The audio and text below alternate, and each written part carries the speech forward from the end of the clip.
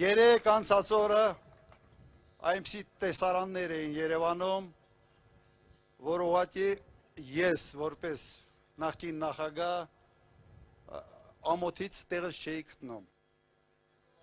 Ես չեմ տեսել երբեք իմ կյանքում, որ որևէ պաշտոնյա այդ տոնով, այդ ձևով խոսի կնոջ հետ։ Մի կնգայ, չեմ տեսած երբեք, նույնիսկ չէի մտածում, թե դա հնարավոր է։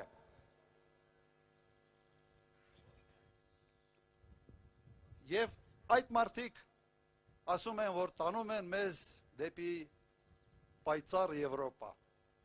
Յուրաքանչյուր քաղաքական գործիչ, պաշտոնյա նման խոսակցությունից հետո ուղղակի կդառնար քաղաքական դիակ Եվրոպայում։ Այ իրենց կողմից սիրված